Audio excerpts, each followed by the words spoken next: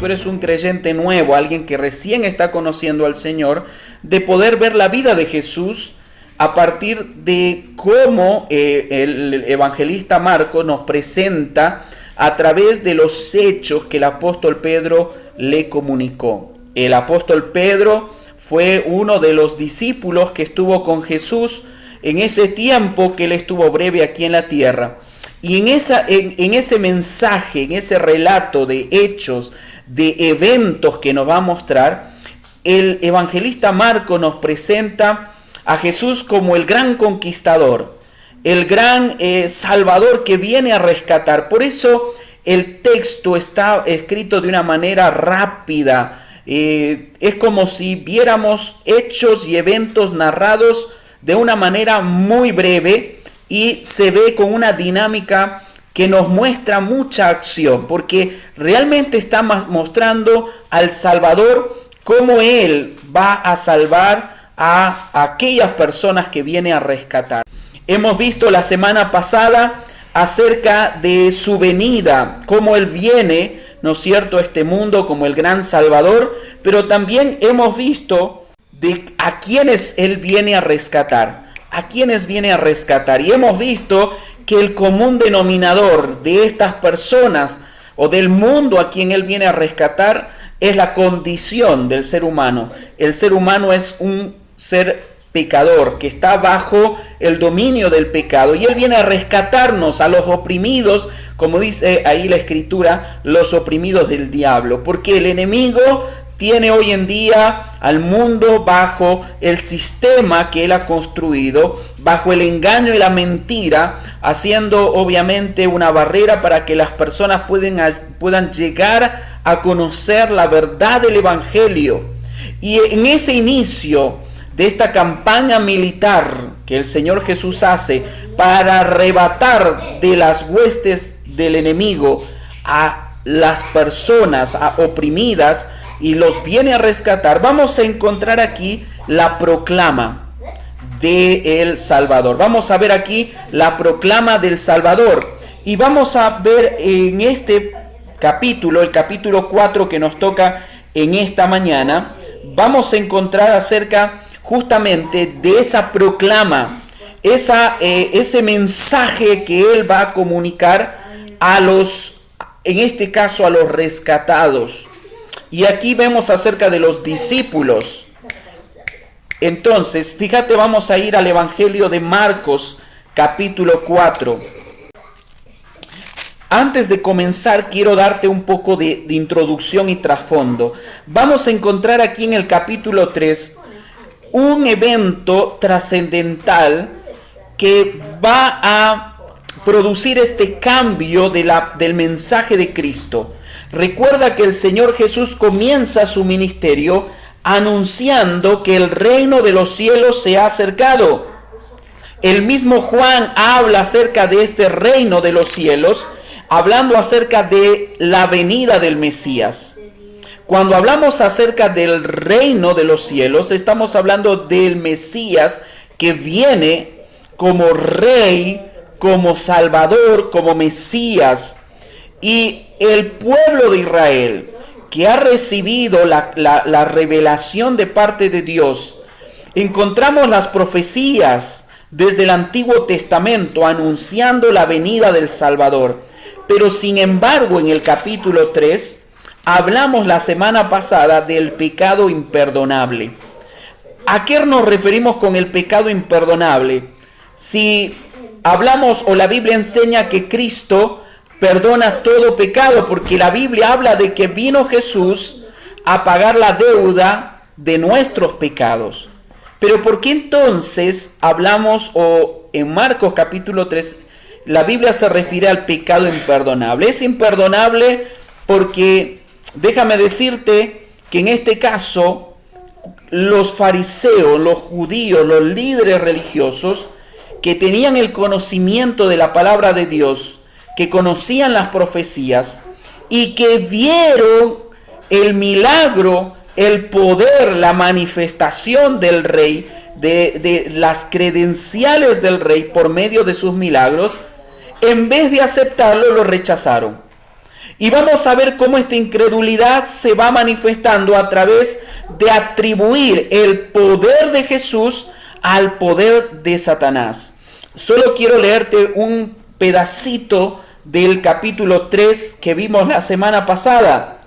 Dice ahí en el versículo 22 del capítulo 3, pero los escribas que habían venido de Jerusalén decían que tenía a Beelzebú y que por el príncipe de los demonios echaba fuera los demonios. Fíjate cómo al ver estos milagros, cómo el Señor Jesús había sanado a este hombre de la mano seca en medio de la sinagoga, cómo había sanado a la suegra de Pedro, cómo él había sanado a muchos enfermos, que habían venido multitudes, que habían traído sus enfermos, cómo había liberado a mucha gente que estaba endemoniada. Entonces ellos vieron todo este poder manifestado y ellos, en vez de aceptar el mensaje del rey, que el Mesías había venido, ellos rechazan al Mesías y atribuyen ese poder a Satanás.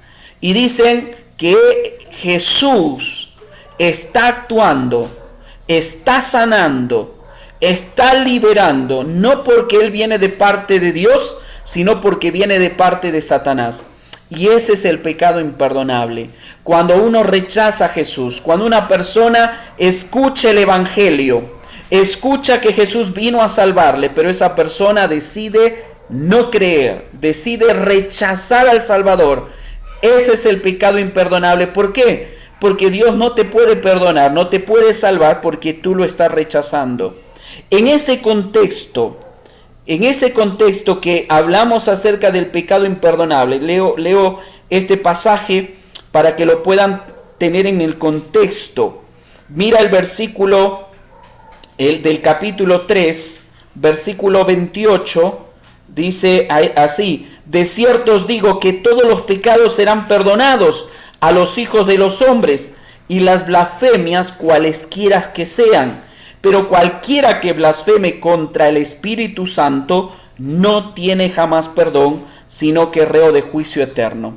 Y estábamos hablando de que estos líderes estaban atribuyendo el poder con el cual el Señor Jesús estaba sanando a el espíritu del diablo, no al Espíritu Santo, no al poder de Dios, sino a Satanás.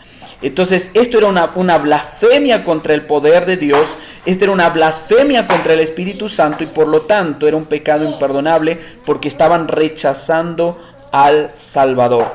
Ahora en el capítulo 4 vamos a encontrar esa proclama, pero esta proclama va a cambiar y hablamos de una proclama que va a estar dirigido a quienes han aceptado el mensaje, no a los que han rechazado el mensaje. Vamos a ver en el capítulo 4, versículo 1 y 2. Dice: otra vez comenzó Jesús a enseñar junto al mar, y se reunió alrededor de él mucha gente, tanto que entrando en una barca se sentó en ella en el mar, y toda la gente estaba en tierra junto al mar. Mira aquí el escenario. El Señor Jesús, después de haber servido, atendido a muchísima gente, obviamente hay mucha necesidad, mucha gente quiere escuchar acerca de las enseñanzas de Jesús, pero recuerda, Israel ha rechazado al Mesías. Y aquí vamos a ver un cambio. Mira el versículo 1, dice que Jesús comenzó otra vez a enseñar. Estamos hablando de otro día. Y comienza otro día y el Señor Jesús vuelve a enseñar. Él empieza a hablar, empieza a dar a conocer, pero ahora de una manera diferente. Ahora, el escenario es a las orillas del mar de Galilea. Al ver tanta multitud que viene siguiendo a Jesús, Jesús no encuentra otro lugar sino sobre un bote. Y recuerda que no es la primera vez. Ya Jesús había enseñado en otra ocasión sobre un bote. La gente está a la orilla del lago de Galilea, y él sube un bote para poder tener mayor altura y aún poder tener un escenario que le permita hablar a todas esas multitudes.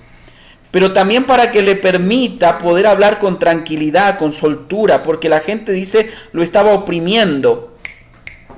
Y fíjate ahí en el versículo 1, dice, y se reunió alrededor de él mucha gente, tanto que entrando en una barca se sentó en ella en el mar, y toda la gente estaba en tierra junto al mar. Toda la gente estaba ahí reunida, escuchando ahora a Jesús. Pero recuerda, muchos de ellos venían para ser sanados. Muchos de ellos venían para escuchar, pero no aceptaban el mensaje. No estaban aceptando ni reconociendo al Salvador. Ellos habían blasfemado, ellos habían atribuido el poder de Jesús, el poder del Espíritu Santo, al poder de Belcebú, al poder de Satanás. Ahora, en este mensaje el Señor Jesús va a hablar y vamos a titular aquí los misterios del reino. ¿Por qué los misterios del reino? Porque ahora este mensaje va a ser proclamado por medio de las parábolas. Aquí en el Evangelio de Marcos tenemos 4 parábolas, pero en el Evangelio de Mateo son 7 parábolas que son llamadas las parábolas de los misterios del reino. Es decir, estas 7 parábolas tienen el propósito de develar, de descubrir aquellas verdades que estaban siendo ocultas, obviamente en el Antiguo Testamento. Ahora en el cumplimiento de Jesús, estas verdades acerca de la iglesia, estas verdades acerca del evangelio, de lo que iba a pasar en el futuro, esas verdades estaban siendo reveladas, pero también estaban siendo veladas. Ese es el propósito de las parábolas. Mira el versículo 2, por favor. Dice, y les enseñaba por parábolas muchas cosas y les decía en su doctrina. Ahora, quiero explicarte algo muy importante. ¿Qué cosa es una parábola? ¿Qué cosa es una parábola? Una parábola es una descripción de algo en común, de cosas cotidianas que la gente puede conocer y que estas cosas pudiera darle mayor claridad en este caso, al que enseña, para que el oyente pueda entender. Una parábola puede ser una historia. En este caso vamos a encontrar la parábola del sembrador. Vamos a encontrar la parábola de la lámpara. Vamos a encontrar la parábola de la semilla. Vamos a encontrar la parábola de la semilla de mostaza.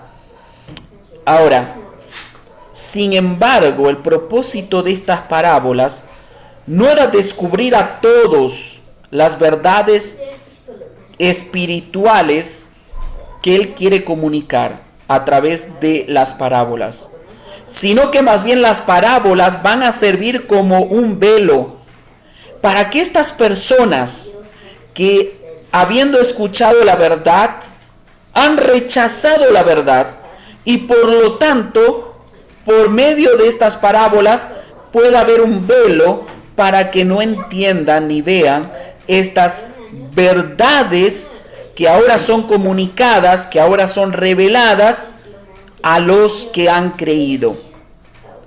Entonces, otra vez, las parábolas tienen un doble propósito.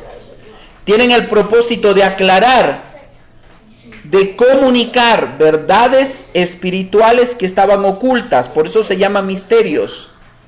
Pero también tienen el propósito de velar, de cubrir. ¿A quiénes? A los que han rechazado a Cristo. Y déjame decirte que eso sucede porque hoy en día hay mucha gente que puede abrir la Biblia y no entender la Biblia. Porque la palabra de Dios puede ser entendida solamente por medio del Espíritu Santo. Cuando tú has aceptado a Jesús como tu Salvador personal y has creído en Jesús, el Espíritu Santo mora en ti, por lo tanto Él te enseña todas estas verdades y por lo tanto tú tienes la capacidad de poder entender estas verdades. Pero a menos que tú hayas creído en Jesús, pero si tú rechazas a Jesús, estas personas que han escuchado el Evangelio, déjame decirte que ellos no entienden las verdades que están en la palabra de Dios. Tal vez pueden entenderlas intelectualmente. Pueden hacer un estudio intelectual de la Escritura, pero no pueden entender estas verdades espirituales. No puede llegar a su corazón, ni puede entender estas verdades porque no tienen al Espíritu Santo. Vamos a ver entonces estos misterios que el Señor quiere revelarles. Vamos a ir en primer lugar desde el versículo 3 hasta el versículo 20. Encontramos la primera parábola, la parábola del sembrador. Aquí vamos a tener en primer lugar la historia, pero en segundo lugar la interpretación de la historia. Aquí viene un cuidado que quiero compartirles a la hora de entender y a la hora de interpretar una parábola. Una parábola no es una alegoría, no se debe interpretar tal y cual como una alegoría, es decir, buscar un significado a cada detalle de la parábola, como lo podríamos hacer en una alegoría. Una parábola tiene que ser interpretada en razón de de la historia que se describe, en razón de lo que se quiere comparar. Y ojo, estas parábolas traen su propia interpretación, es decir, el mismo Señor Jesús les explicó a sus discípulos qué significaba estas parábolas. Entonces vamos a ver la primera parábola en el versículo 3. Presta atención, por favor, voy a leer para ti. Dice: oíd, he aquí el sembrador salió a sembrar. Y al sembrar aconteció que una parte cayó junto al camino, y vinieron las aves del cielo y la comieron. Otra parte cayó en pedregales, donde no tenía mucha tierra, y brotó pronto porque no tenía profundidad de tierra. Pero salido el sol se quemó, y porque no tenía raíz se secó. Otra parte cayó entre espinos, y los espinos crecieron y la ahogaron, y no dio fruto. Pero otra parte cayó en buena tierra, y dio fruto, pues brotó y creció, y produjo a 30, a 60 y a 100 por uno. Mira el versículo 9 cómo termina.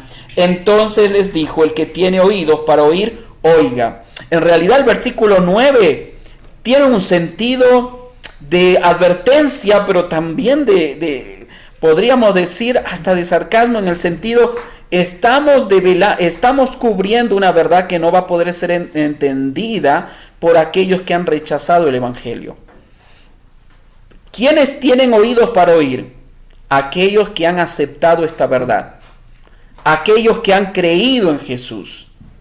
Ahora, vamos a encontrar aquí esta historia que habla acerca de un sembrador. No dice quién es el sembrador, habla de un sembrador. Y habla de que ese sembrador va a sembrar la semilla. Recuerda, aquí está hablando de tirar la semilla en el suelo. Ahora, el suelo aquí vamos a encontrar que viene de diferentes clases.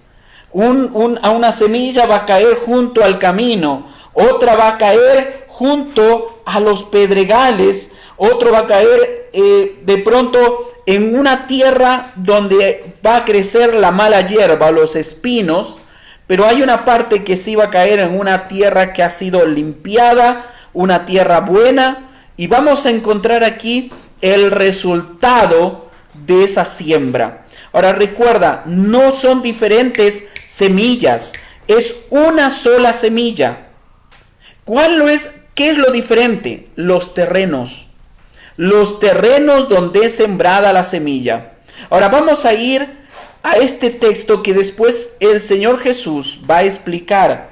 Vamos a ver el versículo 10, dice: cuando estuvo solo, los que estaban cerca de él, con los 12, le preguntaron sobre la parábola. Aquí están los discípulos. Esta es otra reunión, ya se fue la multitud. Escucharon la historia. No la entendieron, obviamente. Ahora están los discípulos con Jesús en un momento privado. Y ellos le preguntan a Jesús: ¿de qué se trata esta historia? Mira el versículo 11. Y les dijo: a vosotros os es dado saber el misterio del reino de Dios, mas a los que están fuera, por parábolas todas las cosas. Aquí encontramos esta distinción que yo les había mencionado, que estas parábolas tienen este doble propósito de aclarar estas verdades espirituales a los creyentes, pero de cubrir de colocar un velo para que aquellas personas que han rechazado a Cristo no entiendan. Puedan escuchar la historia, pero no entiendan. Y esto era como resultado, ¿te acordás de lo que habíamos dicho? Porque ellos habían rechazado a Cristo. Por lo tanto, ellos al rechazar a Cristo no podían tener esa bendición, esa gracia de poder entender estas verdades. Mira el versículo 13. Y le dijo, ¿no sabéis esta parábola? ¿Cómo pues entenderéis todas las parábolas? Es claro que aún como creyentes tenemos que entender que necesitamos al Espíritu Santo. Cuando tú vas a estudiar la palabra de Dios, tienes que preparar tu corazón. ¿Por qué oramos antes de leer la Biblia o de un estudio bíblico? Porque es la obra del Espíritu Santo en el corazón del creyente también. Necesitamos pedirle a Dios que abra nuestro entendimiento, que nos permita entender esas verdades. Muchas veces nos hemos sentado a escuchar una prédica, pero no hemos preparado nuestro corazón. No le hemos pedido a Dios que abra nuestros oídos espirituales y que nos ayude a entender esas verdades. El Señor Jesús le dice, si ustedes no están entendiendo esta parábola, no van a poder entender las demás. Tú necesitas preparar tu corazón, pedirle a Dios. Y en este momento, yo estoy compartiéndote la palabra de Dios, pero puede ser que tú estás oyendo, pero no entendiendo. Tú necesitas pedirle a Dios, Dios, ayúdame a entender tu palabra. Mira el versículo 14, que es la explicación de esta primera parábola. Dice, el sembrador es el que siembra la palabra. El sembrador es el que siembra la palabra. No nos dice quién es. Simple nos dice que es el que siembra la palabra. Mira el versículo 15. Y estos son los de junto al camino, en que se siembra la palabra. Ahora, nota aquí. Está el sembrador.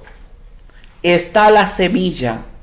La semilla aquí, según la interpretación que el Señor Jesús le da, es la palabra de Dios. Es el Evangelio, la palabra de Dios que está siendo sembrada. Y puede ser que en este caso tú seas el sembrador. O puede ser que el pastor o el misionero sea el sembrador. Y en este caso es el Señor Jesús el sembrador.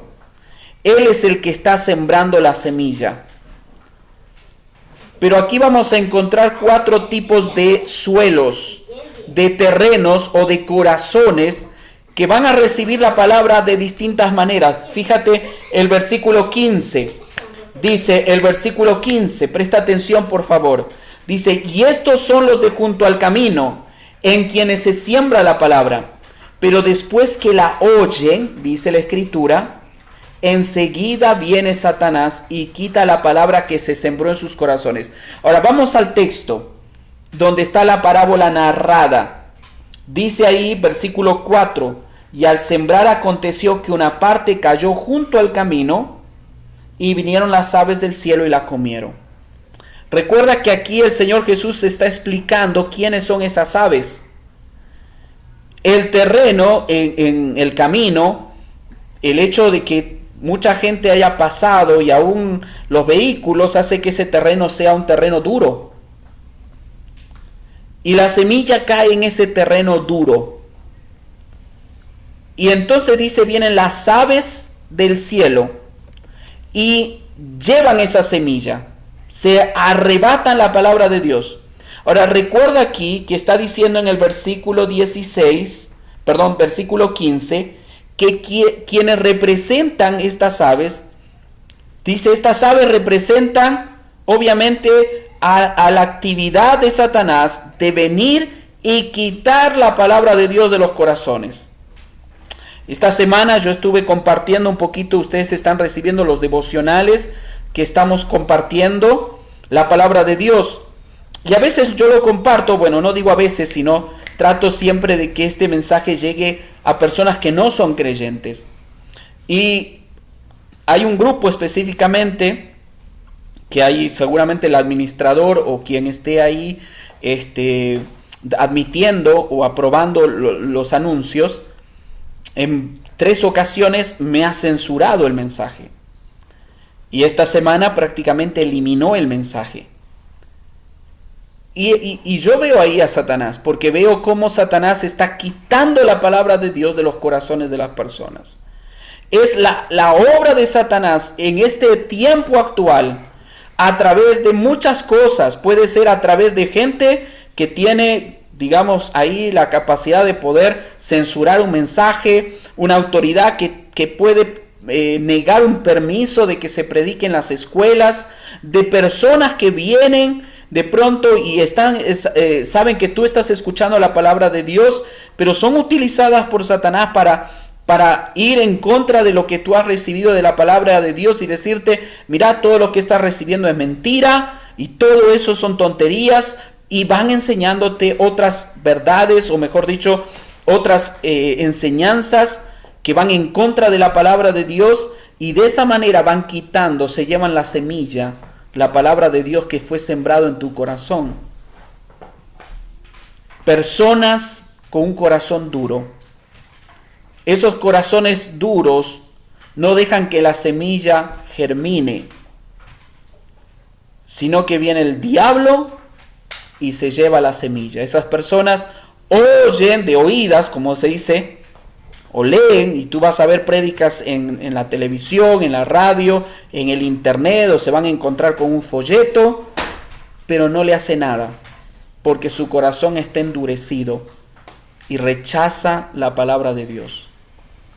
Este es el corazón de los incrédulos, de las personas que han decidido rechazar a Jesús y tienen un corazón endurecido a la palabra de Dios. Pero mira el segundo terreno, mira el versículo 16. Dice, estos son asimismo los que fueron sembrados en pedregales, los que cuando han oído la palabra al momento la reciben con gozo.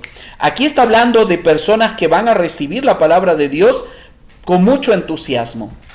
Y déjame decirte que probablemente podamos identificarnos con este corazón de personas que escuchan el Evangelio, escuchan la palabra de Dios, como dice ahí, es como esa semilla que es sembrada en pedregales.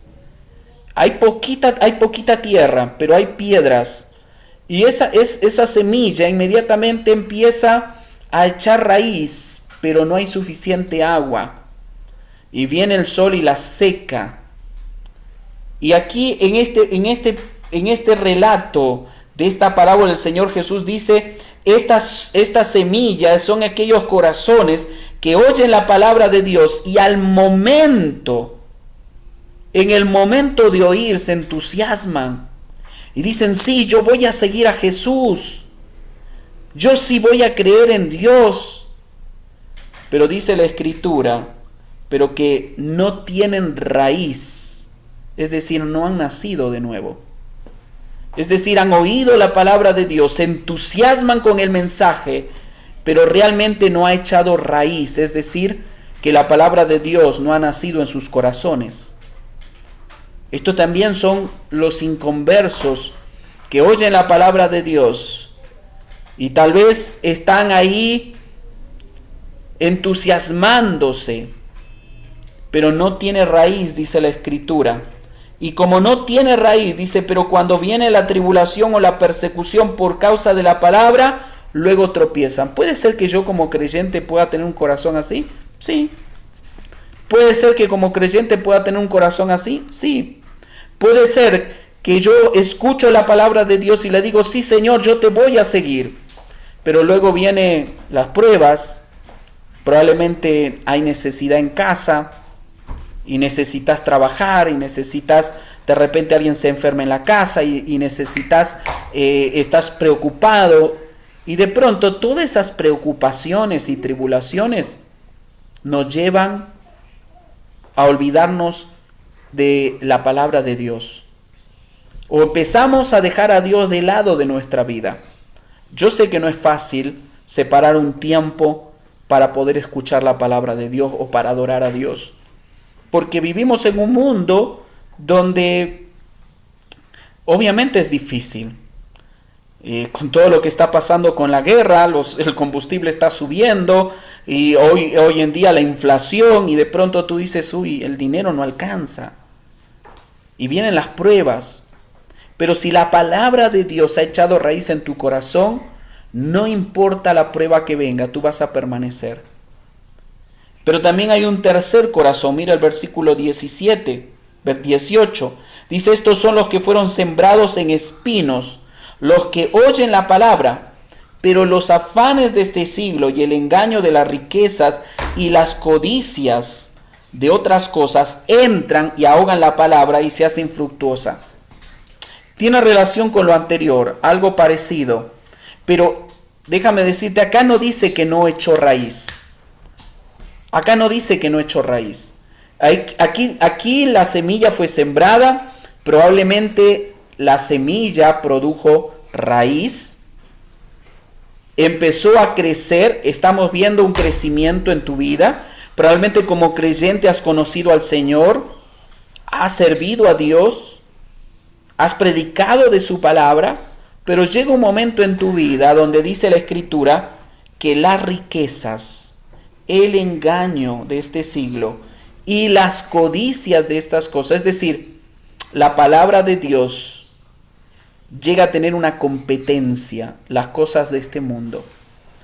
La belleza de este mundo, el atractivo de este mundo, le va quitando la belleza a la palabra de Dios.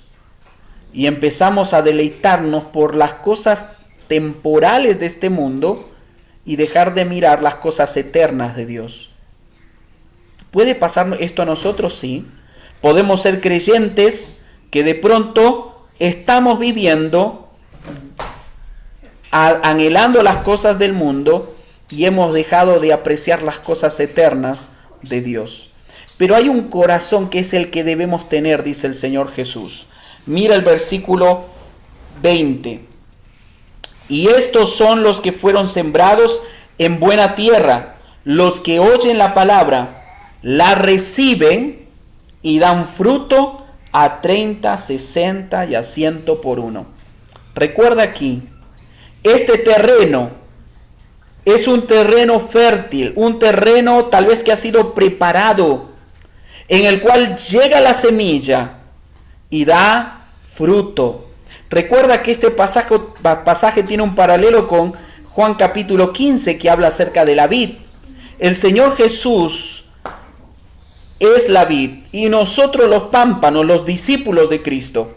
Y el propósito que el Señor enseña en Juan capítulo 15 es que como discípulos llevemos fruto, mucho fruto. Y aquí el pasaje dice que esta semilla que es sembrada en buena tierra, en un corazón que está preparado, que realmente abierto, se ha preparado a recibir la palabra de Dios, dice que la Escritura, la semilla, empieza a dar fruto. Pero ahora quiero decirte algo más. Dios quiere que tú lleves mucho fruto. Aquí vamos a encontrar diferentes grados de fruto. Mira otra vez el versículo 20. Dice, los que oyen la palabra y la reciben, no solamente la oyen, la reciben, dan fruto a 30, a 60 y a 100 por uno. Es decir, de una semilla, algunos van a dar 30% de fruto. Otros van a dar 60% de fruto. Y otros darán el 100% de fruto. La pregunta es, ¿qué fruto estás dando tú? ¿Qué cantidad de fruto estás dando tú? ¿Qué tan productivo eres tú en tu vida espiritual? El Señor Jesús, recuerda, esto está hablando en misterio. ¿Quiénes lo están recibiendo? Los creyentes, los discípulos que han aceptado a Jesús. Y el Señor Jesús les está diciendo, ustedes creyentes, ustedes mis discípulos, tienen que ser como este terreno que se prepara para recibir la semilla y que va a dar fruto. Pero también el Señor quiere decirte, tú tienes que anhelar, tener o dar mucho fruto. No te contentes con poco fruto. Sé un creyente fructífero, sé un discípulo fructífero, que reciba la palabra de Dios, que ponga en práctica lo que has recibido, lo que lees cada día, que tú puedas recibir la palabra de Dios. Y que esta palabra de Dios traiga provecho para ti, para tu matrimonio, para tu familia. Ahora mira la segunda parábola, y de aquí voy a ir un poquito más rápido. Mira el versículo 21, dice, también les dijo, ¿acaso se trae la luz para ponerla debajo del almud o debajo de la cama? ¿No es para ponerla en el candelero? Esta es la parábola de la lámpara. Y lo lógico es que la lámpara, para alumbrar mayor cantidad de espacio, no lo colocas debajo de una mesa. Lo vas a colocar en la parte más alta para que pueda iluminar. Y mira, qué interesante que el Señor Jesús nos llama a nosotros la luz de este mundo. Nosotros somos esas antorchas que Dios quiere que podamos dar luz, porque este mundo está en medio de tinieblas. Y ahí donde tú te encuentras, estratégicamente Dios te ha colocado, ya sea en un lugar de trabajo, en un vecindario, tal vez en un momento de tu vida vas a ser colocado en un lugar estratégico y circunstancial para que tú seas esa luz que ilumine a esos corazones oscurecidos por el diablo. Mira el versículo 22, dice, porque no hay nada oculto que no haya de ser manifestado, ni escondido que no haya de salir a la luz. Si alguno tiene oído para oír, oiga. ¿Sabes? Esto es la enseñanza del Señor, los misterios del reino. Él quiere que sepamos cómo el propósito de Dios de aceptar el mensaje nos tiene que llevar a una responsabilidad de poder ser luz a aquellas personas que viven en tinieblas. Si tú, siendo lámpara, no estás iluminando a las personas que están alrededor tuyo, en tu casa, a tu esposa, a tu esposo, a tus familiares, a tus vecinos, entonces se pierde el propósito. Es como colocar una lámpara debajo de una mesa, esconderla debajo de una mesa. El propósito es que podamos iluminar a las personas que están viviendo en oscuridad. Mira el versículo 24 y versículo 25. Esto es una aclaración que el Señor Jesús les va a decir en razón de la responsabilidad que tenemos de recibir la palabra de Dios. Mira el versículo 24. Dice, les dijo también, mirad lo que oís, porque con la medida con que medís os será medido, y aún se os añadirá a vosotros lo que oís. Porque al que tiene se le dará, y al que no tiene, aún lo que tiene se le quitará. ¿Cómo podemos interpretar esta parte? Recuerda que el contexto está hablando de los misterios del reino. Está hablando de este cambio, este mensaje que ahora incluye ya no solo a los judíos, sino también a los gentiles. Está hablando de este evangelio que está siendo predicado. Está hablando acerca de la iglesia que va a comenzar pronto.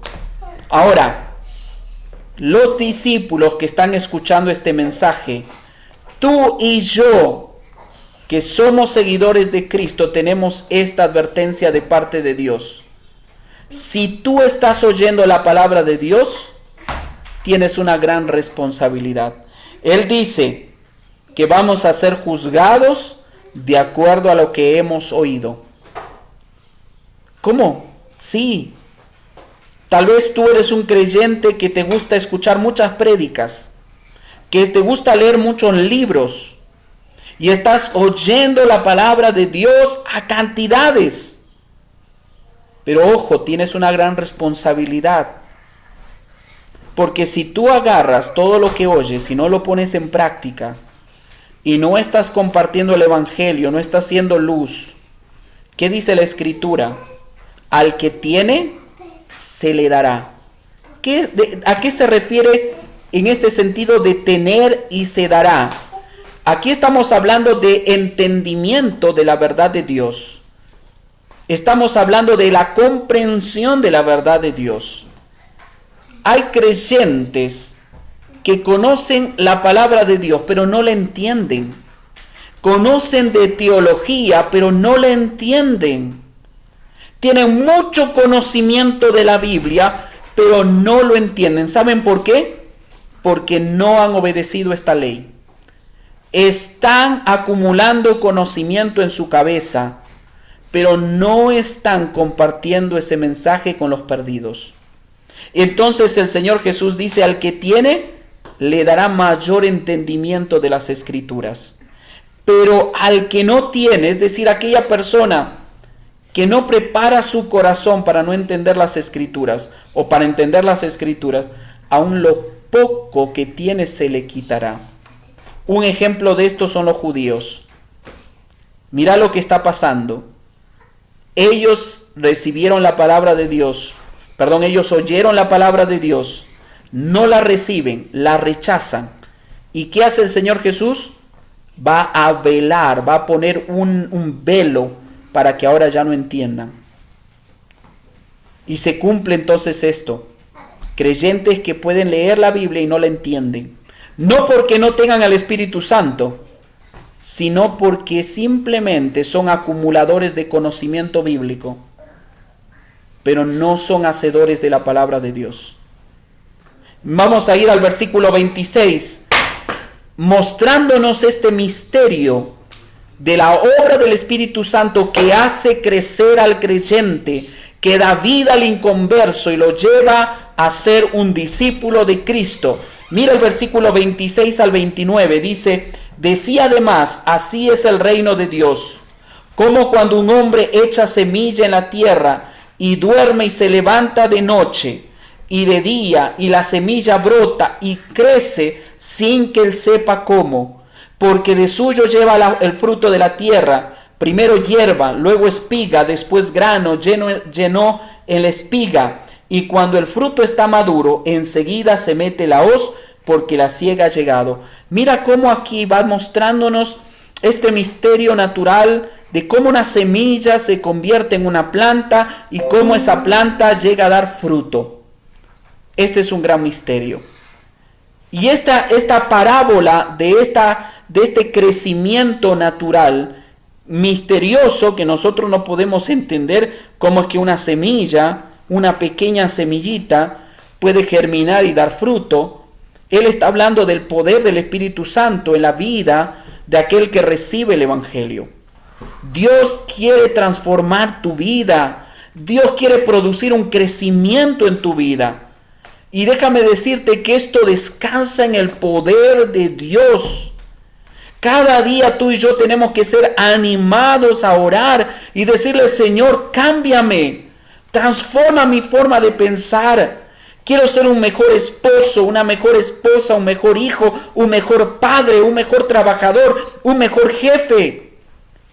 Dios quiere transformar nuestra vida y déjame decirte, Él lo va a hacer. Dios es el que actúa en nosotros. El Espíritu Santo transforma los corazones que reciben la palabra de Dios como aquel terreno fértil.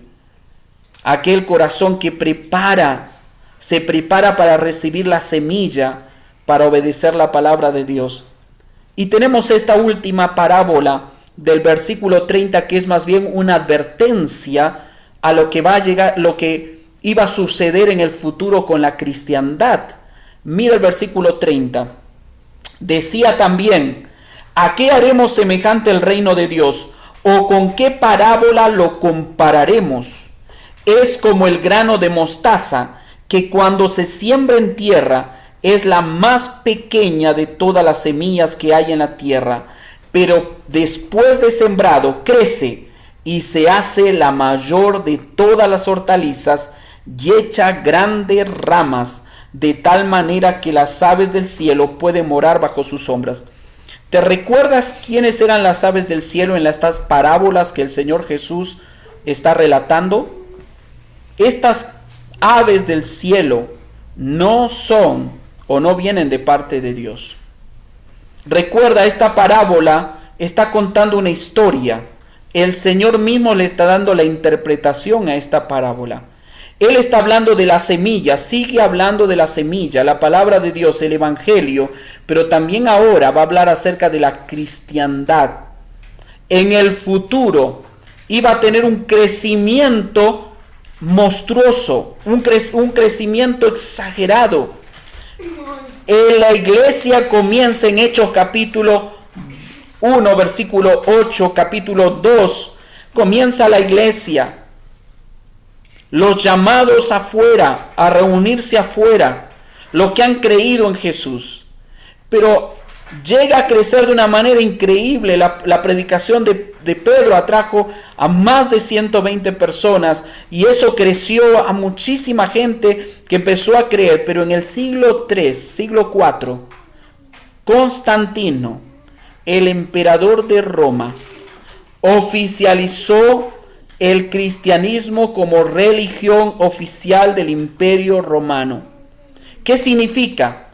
Los cristianos, los seguidores de Jesús, que habían sido perseguidos hasta ese momento, ahora todo el imperio que los perseguía se convierten en cristianos. Pero ojo, este es un crecimiento anormal.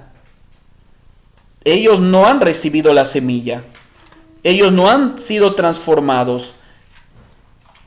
Aquí está hablando de gente que se añade y se llama cristiano, pero que no es un creyente verdadero.